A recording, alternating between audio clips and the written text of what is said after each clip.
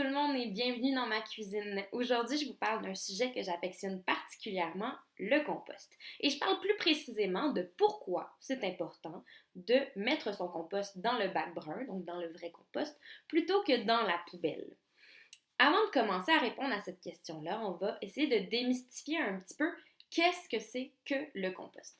Alors, c'est un processus de décomposition des déchets organiques. Ce que ça veut dire en gros, c'est que par exemple, ici j'ai ma peau de banane, je vais la mettre au compost, des bactéries et des champignons par exemple vont venir agir sur ma pleure de banane pour qu'elle ne soit plus pelure de banane à un certain point, pour qu'elle redevienne à la terre. Donc, qu'elle redevienne un engrais qui va enrichir les terres cultivables, par exemple, du Québec.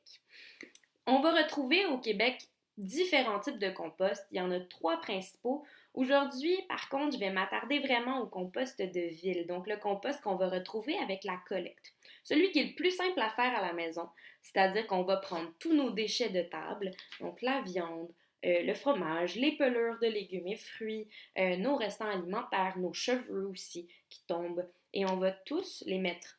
Par exemple, moi ici, j'ai mon petit plat parce que bon, il fait très froid à l'extérieur, mais on va tout mettre ça dans notre bac brun. Il va être récupéré, il va être amené jusqu'à un centre où on va faire vraiment le processus de compost. Donc, le processus dont je parlais avec les champignons et les micro-organismes. Donc, on revient à notre question un peu. Donc, qu'est-ce que c'est? En fait, pourquoi c'est important de composter? Eh bien, il y a deux raisons vraiment très impressionnantes. La première, c'est par rapport à un liquide qu'on appelle le lixiviant. Donc, je vous montre un petit schéma pour vous expliquer rapidement qu'est-ce que c'est que le lixiviant. Alors, si on regarde bien, donc, on a par exemple à la déchetterie de notre ville des déchets réguliers. Donc, par exemple, j'ai mis des bouts de plastique, des bouts d'aluminium. On retrouve des déchets organiques, donc comme je le disais, ma petite pleure de banane. Et là, on a de la pluie, de la neige, tout ça coule et vient à l'intérieur de nos déchets organiques et des déchets réguliers qui se côtoient. Et ça va créer un liquide qu'on appelle le lixiviant. Ce liquide-là, il est très acide. Il est très dangereux. Imaginez un peu que vous mangez un bonbon surette. Ça fait un effet vraiment poignant sur la bouche. Eh bien, c'est exactement la même chose qui se passe dans la nature. Donc, le lixiviant, eh bien, il est très acide. Il va être très agressif. Il va aller agir, par exemple, sur les métaux lourds qui sont enfouis et sur les déchets qui sont eux aussi enfouis. Donc, ce liquide-là va créer des dommages, justement, en passant par tous ces déchets et ces métaux. Et tout ce que ce liquide accumule, eh bien, ça va se retrouver dans nos nappes d'eau souterraines québécoises qui nous permettent, entre autres, de boire. Donc, c'est plutôt dangereux et très nocif pour l'environnement. Le deuxième point qu'on regarde ici, ce sont les bactéries. Alors encore une fois, on a nos déchets organiques et nos déchets qui se côtoient. Et cette fois-ci, on regarde un peu les bactéries, qu'est-ce qu'elles font. Alors, on va regarder plus près. Donc ma bactérie, elle est en violet ici. Donc la bactérie, elle va être présente et elle va un peu commencer à agir sur les déchets. Donc elle va un peu, d'une certaine manière, les manger.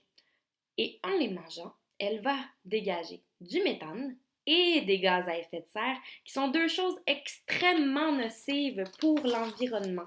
On parle ici des gaz à effet de serre, c'est ce que les voitures produisent et c'est ce qu'on essaie complètement d'éliminer dans une optique vraiment écologique. Et au Québec, les déchets organiques qui sont mis à la poubelle, eh bien, ça représente 6% des gaz à effet de serre, ce qui est gigantesque quand on pense à un geste aussi simple que prendre sa pleure de banane et la mettre dans un pot différent. Et si on pousse un petit peu plus loin, donc si on arrêtait de mettre notre compost à la poubelle, eh bien on passerait d'une moyenne de 257 kg de déchets par année pour une personne à seulement 8 kg, ce qui est vraiment formidable quand on pense à l'impact environnemental que ça pourrait avoir.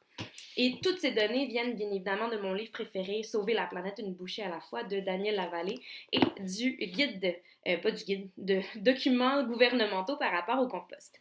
Et extrêmement rapidement, je vous parle d'une expérience. Donc ici, j'ai pris un pot maçon, J'ai mis de la terre, de l'eau, je l'ai exposé au soleil pendant une semaine seulement. J'ai mis à l'intérieur un poivron et j'ai refait le processus avec deux autres pots. Dans un, j'ai mis du plastique et dans l'autre, j'ai mis de l'aluminium.